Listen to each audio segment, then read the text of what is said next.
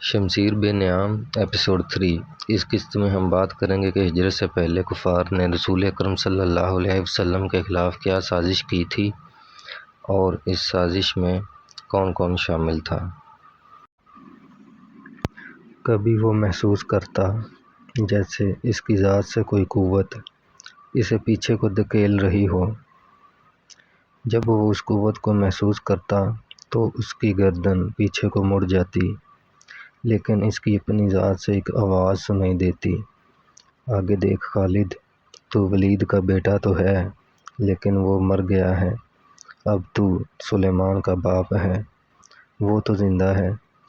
محمد رسول اللہ صلی اللہ علیہ وآلہ وسلم جو نیا دین لائے تھے، اور الولید جو خالد کا باپ اور آپ صلی اللہ علیہ وسلم کے نئے دین کا بہت بڑا دشمن تھا۔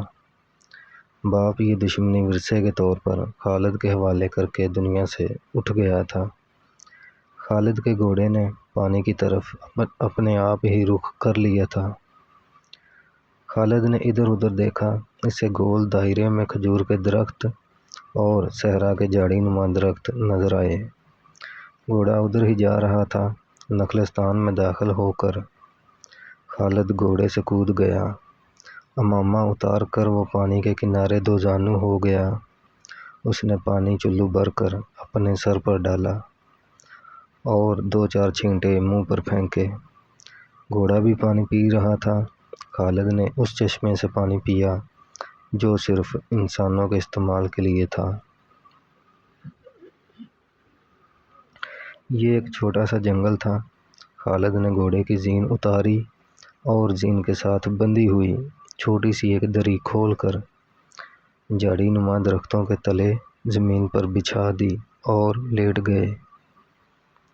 وہ تھک گئے تھے، تھوڑی سی دیر کے لیے سونا چاہتے تھے، مگر اس کے ذہن میں یادوں کا جو قافلہ چل پڑا تھا وہ اسے سونے نہیں دے رہا تھا۔ اسے 7 سال پہلے کا واقعہ یاد آیا جب اس کے عزیزوں نے محمد صلی اللہ علیہ وسلم کو قتل کرنے کا منصوبہ بنایا تھا۔ اس منصوبے میں خالد کا باپ الولید پیش تھا۔ وہ ستمبر 622 کی ایک رات تھی۔ قریش نے رسول خدا صلی اللہ علیہ وسلم کو سوتے میں قتل کرنے کے لیے ایسے آدمی چنے جو انسانوں کے روپ میں وحشی اور درندے تھے۔ خالد قریش کے سرکردہ خاندان کا جوان تھا۔ اس وقت اس کی عمر 27 سال تھی۔ وہ آن حضرت صلی اللہ علیہ وسلم کے قتل کی سازش میں شامل تھا، لیکن وہ قتل کرنے والوں میں شامل نہیں تھا۔ اسے 7 سال پہلے کی وہ رات گزرے ہوئے کل کی طرح یاد تھی۔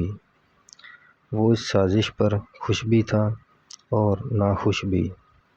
خوش اس لیے تھا کہ اس کے اپنے قبیلے کے ایک شخص نے بت پرستی کو غلط کہہ کر اپنے آپ کو اللہ کا رسول ہونے کا دعویٰ کیا تھا، اور ایسے شخص کے قتل کی سازش میں شمولیت پر خالد بہت خوش تھا، کیونکہ خالد رضی اللہ عنہ نے اس وقت تک اسلام قبول نہیں کیا تھا، اور ناخوش اس لیے کہ وہ اپنے دشمن کو للکار کر آمنے سامنے کی لڑائی لڑنے کا قائل تھا۔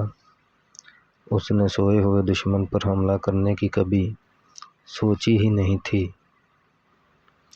بہرحال اس نے اس سازش کی مخالفت نہیں کی، لیکن قتل کی رات جب قاتل رسول خدا صلی اللہ علیہ وسلم کو قتل کرنے گئے تو آپ صلی اللہ علیہ وسلم کا مکان خالی تھا۔ وہاں گھر کا سامان بھی نہیں تھا، نہ آپ صلی اللہ علیہ وسلم کا گھوڑا تھا، نہ اونٹنی۔ قریش اس امید پر سوئے ہوئے تھے کہ صبح انہیں خوشخبری ملے گی کہ ان کے مذہب کو جھٹلانے اور انہیں نئے مذہب کی طرف بلانے والا قتل ہو گیا ہے، مگر صبح وہ ایک دوسرے کو مایوسی کے عالم میں دیکھ رہے تھے۔ پھر وہ سرگوشیوں میں ایک دوسرے سے پوچھنے لگے کہ محمد صلی اللہ علیہ وسلم کہاں گئے۔ آپ صلی اللہ علیہ وسلم قتل کی سازش سے بہت پہلے سازش سے آگاہ ہو کر مکہ سے یثرب کی طرف ہجرت کر گئے تھے۔